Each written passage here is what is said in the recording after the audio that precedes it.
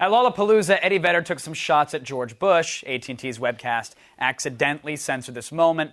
Now, was this merely a misunderstanding, or has the war for net neutrality just begun? Last week, controversy over web censorship and net neutrality exploded after Pearl Jam's performance at Lollapalooza. AT&T offered a webcast of the band's headlining performance on their site, blueroom.com.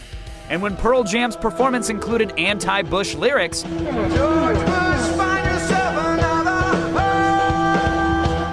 AT&T's content monitor hit the mute button. Pearl Jam and their fans are in an uproar, saying AT&T's actions strike at the heart of the need for net neutrality. However, AT&T says it's their policy to never censor or edit any performance. Did someone just make a simple mistake, or is this the beginning of tighter censorship? Wake up, internets! It's The Loop.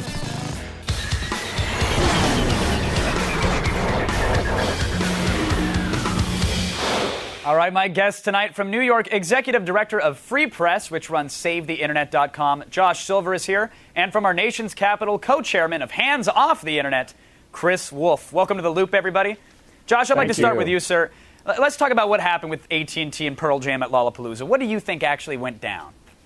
Well, you saw in the intro, they definitely, AT&T muted the anti-Bush lyrics at the intro, but what's really more important about what happened last weekend is not the details of that day, but rather the fact that, we're looking at a situation where AT&T is about to grab control of the internet and have the right to censor and mute and hit that button anytime they want. Because 2 years ago in Washington, there were some bad decisions made that took away net neutrality, and we're trying to get it back. Now, in the interest of full disclosure, Chris Wolf, who you have on tonight, he works for a fake public interest group called Hands Off the Internet. He got $300,000 last year to do damage control for them when things pop like this. But the reality is the internet is in serious jeopardy. And I got to go to Chris now because you say it's a fake company, but I saw letterhead, I saw T-shirts, coffee mugs. Is this true, Chris? Well, in fact, we even have a website, handsoff.org. And Josh is really mixing apples and oranges and using scare tactics to use the Pearl Jam episode as something having to do with net neutrality. It has nothing to do with net neutrality. Well, Chris, let me ask you this first. Do you think what happened, do you think it was just a trigger-happy censor, or was this AT&T making the call for the censorship? I don't know. AT&T says it was a subcontractor who made a mistake and that they certainly don't approve of it. And I agree with one thing with Josh. It was stupid and shouldn't have been done. But it has nothing to do with net neutrality. What it has to do with is what a website operator can or can't do with their website. And the laws couldn't be clearer. It's under the First Amendment that people who operate websites can decide what to put on their websites or not. Net neutrality has to do with whether or not content websites will be blocked or degraded. Those are two separate issues, and what Josh can't do is point to any examples of network operators blocking or degrading content. If you look in the Chicago Tribune and the LA Times today, they point to two other cases where AT&T hit the mute button and censored political speech just in the last few months. And the reality, though, Chris, is you're talking about technicalities because the stakes couldn't be higher for AT&T. They're already making billions in profits. If they can eliminate net neutrality permanently, they'll make tens, hundreds of billions more. And the future, not just of the internet, but all communications are at stake here. TV, radio, web, phone service. But now, Josh, all going to be would you agree broadband. with Chris, though, that AT&T, it is essentially their broadcast, it's their site. They have the right to censor it if they so choose? Well, but what's more, that's apples and oranges, because the reality is AT&T Josh, you got to answer the question. Well, because you're using nothing but rhetoric here, and you really have to look at the issues. It's not rhetoric, Chris, though. No, these are produce analogies, Chris. These are totally valid. So, Josh, because AT&T is saying, look, we don't need net neutrality because you can trust us. We're going to do the right thing. We're not going to censor the web. 3 examples in today's paper. So the argument is bunk, and it's really just a grab for profits. But now, Chris, what about those who say? I understand both arguments here completely. But Chris, what about those who say? I hope your viewers do with all the rhetoric. And I think they will. And hopefully we're going to teach them a little bit. We're going to learn them one. But now, when you say the censorship here is not a net neutrality related issue, some would say it clearly is because it's AT&T trying to get on the side of somebody who would have the power to make net neutrality a reality or make it disappear. Shouldn't there be a little bit of concern there?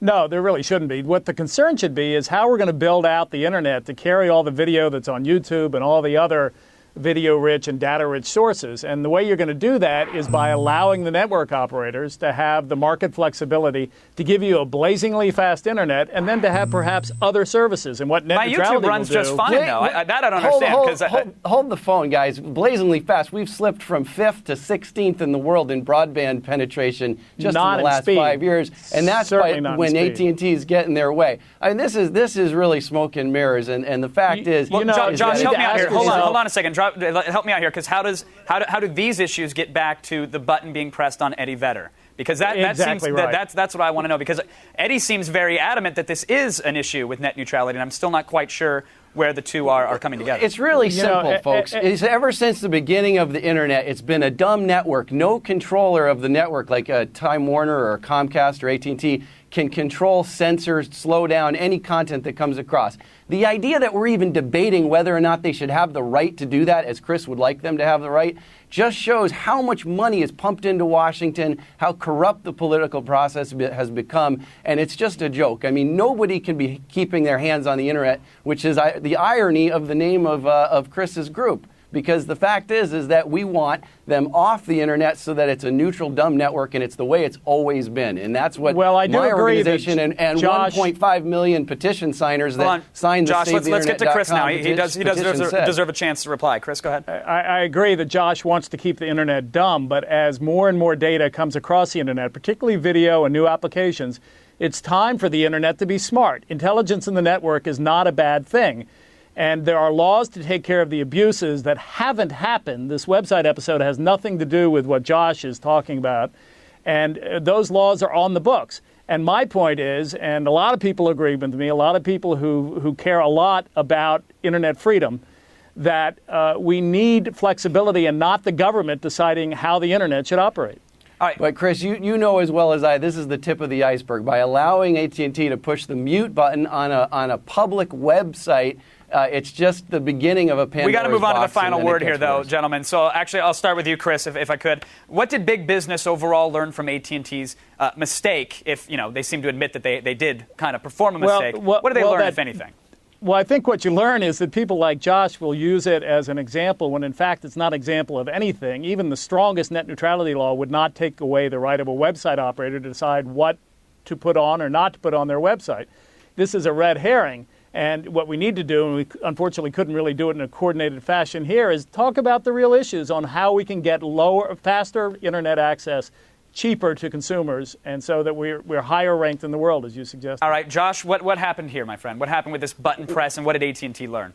It's a wake-up call for everyone in this country to see that the internet, which has been neutral since its birth, is about to go down a very, very bad path if we don't stop AT&T, stop Chris, and actually get net neutrality on the books. Because while this technically might not be the perfect example, it is the tip of the iceberg. And we cannot have a handful of huge corporations censoring what we see, hear, and do online. All right, I wish we had an hour and a half for this discussion, but unfortunately the reality is we don't. But there's no net neutrality going on here. It's just a matter of time. I want to thank Josh and Chris for keeping us all in the loop. You. Damn you, Eddie Vedder. You have stoked the fires. Attack of the Show, weeknights at 7, only on G4.